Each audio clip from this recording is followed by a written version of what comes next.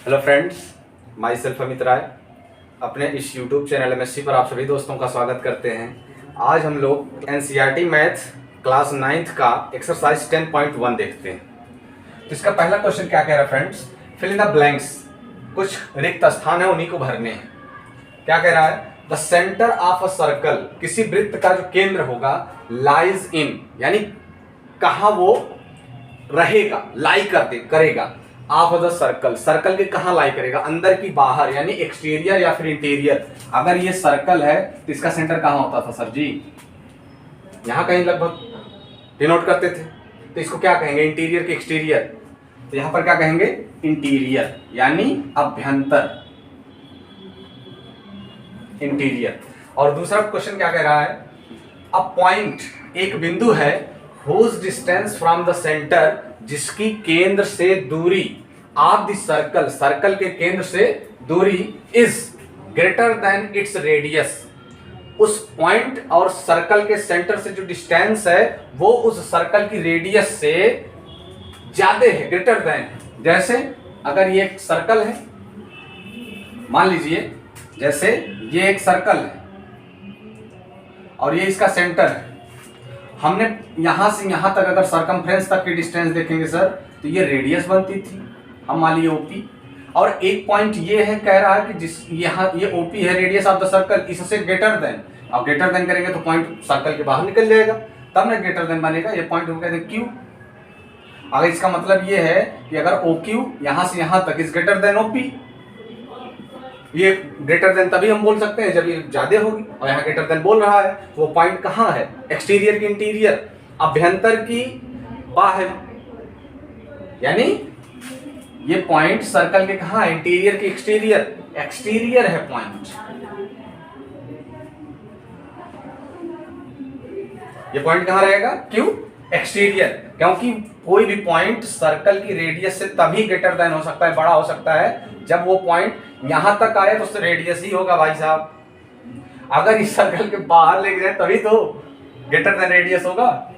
चलिए तीसरा कह रहा है, एन आर्क इज अ, एक arc dash when its end, जिसका अंत, are the ends of the diameter. एक आर्क है, मान लीजिए, एक मिनट इधर देखिए, पहले एक सर्कल, ये रहा सेंटर, सेंटर से पास होने वाली लाइन क्या होगी? डायमीटर। अब कह रहा है कि एक आर्क है, एक आर्क है जिसका एंड पॉइंट, डायमीटर के एंड पॉइंट के बराबर है। इसका मतलब यहां से यहां तक। तो डायमीटर क्या करता था? पूरे सर्कल को दो इक्वल पार्ट में बांट देता था, और ईच पार्ट को हम जानते थे सेमी सर्कल, यानी व्यास वृत्त को दो भाग में बांट देता, अर्धवृत्त। तो हम यहाँ अर्धवृत्त लिखेंगे, इट मींस सेमी सर्कल। उसके बाद फिफ्थ देख लेते हैं, segment of a circle is the, segment of the circle is the region between, segment वृत्तखंड क्या होता था? कहां का रीजन होता था, कहां का भाग होता था? Between arc and the circle. अरे सर, ये सर्कल हो गया, अब ये सेंटर है उसका। अब देखिए ये कॉर्ड होती थी, सेगमेंट हम किसको कहते थे? ये हो गया। तो ये देखिए अपना कॉर्ड हो गई और ये अपना आर्क हो गया, तभी तो इसको हम सेगमेंट बोल सकते हैं।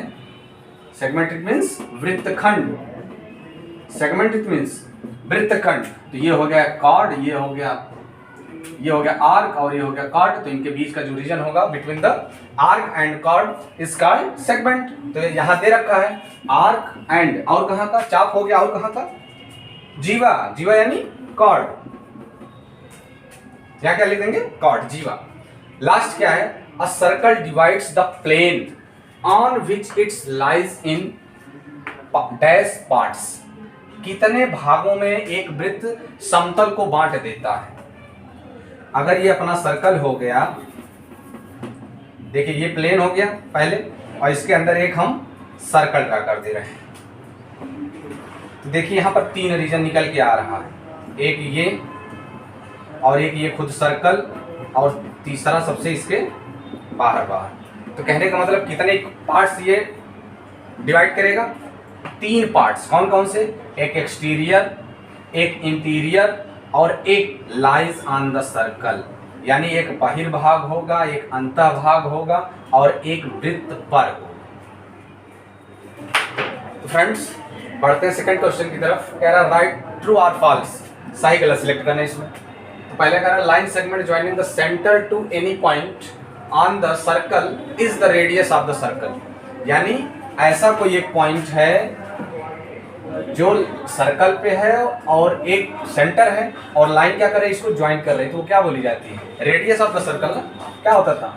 Line joining the centre and point lies on the circle, यानी केंद्र और वृत्त पर स्थित बिंदु को मिलाने वाली रेखा है, तो उसकी त्रिज्या बोली जाती थी। सेकंड कह रहा है a circle has only finite number of equal card. क्या मतलब? यानी अगर कोई सर्कल है तो उसके अंदर फाइनाइट यानी निश्चित समान जीवाएं खींची जा सकती हैं। जीवा क्या होती थी? कॉर्ड। सर्कमफ्रेंस पे जो पॉइंट रहते थे उस लाइज करते थे, उसे ज्वाइन कर देते थे। हो सकता है 5 सेंटीमीटर की होगी, यहाँ से यहाँ तक 5, यहाँ से यहाँ तक 5, यहाँ से यहाँ तक 5, ये सब कॉर्ड ही तो होती जा रही हैं, सर्कमफ्रेंस के पॉइंट को मिलाते जा रहे हैं। ये फाइनाइट है नहीं, हम अनंत रेखाएं खींच सकते हैं, अनंत जीवाएं खींच सकते हैं समान लंबाई की। तो इस हिसाब से ये दूसरा क्या हो जाएगा अपना? फॉल्स हो जाएगा। ये पहला तो राइट है, ये सेंटर और ये पॉइंट जो सर्कल पे लाइज करता था उसको ज्वाइन करने वाली लाइन रेडियस बोली जाएगी। थर्ड क्या कह रहा है? If a circle is divided into 3 equal arc each is a major arc, यानी अगर कोई एक सर्कल है उसको हम वो 3 पार्ट में बांट दिया जाए, 3 भागों में तोड़ दिया जाए। 3 पॉइंट हम ले रहे हैं ए बी सी। एक आर्क देखिए अपना ए बी हो गया, दूसरा ये बी सी हो गया, तीसरा ये ए सी हो गया। जब तीनों आपस में बराबर हैं तो उसमें माइनर और मेजर के कहाँ बात आ गई? लघु और दीर्घ की बात कहाँ गई? जब तीनों आपस में बराबर हैं तो यहाँ करेक्ट तीनों मेजर होगा। अब ये कैसे बता सकते हैं तीनों मेजर होगा तीनों माइनर होगा? जब इक्वल पहले आप बोल रखे हैं तो ये कंडीशन गलत है, इसलिए इसको क्या हम कहेंगे?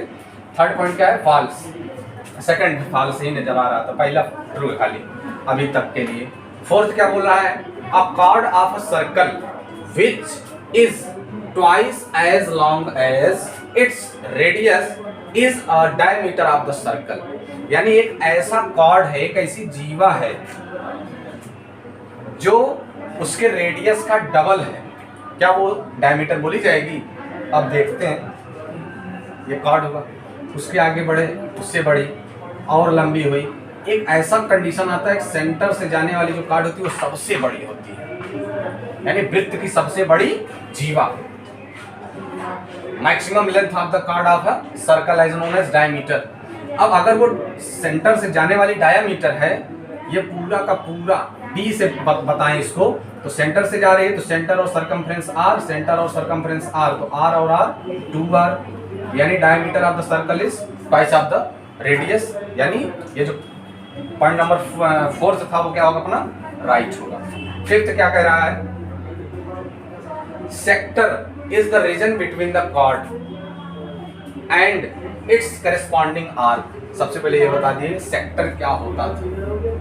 सेक्टर ये होता था, इसको कहते थे हम त्रिज्यखंड सेक्टर, त्रिज्यखंड sector. Region between radius and arc, इसको सेक्टर कहते थे। ये तो पहले ही कह दिए कि करेस्पॉन्डिंग कॉर्ड बोल दिए, कॉर्ड और आर्क। कॉर्ड और आर्क सेगमेंट होता है सर, वृत्तखंड। ये हुआ कॉर्ड, ये हुआ आर्क, तो ये सेगमेंट होता है ना कि सेक्टर। तो ये पॉइंट पहले ही क्या हो गया? गलत हो गया, फॉल्स।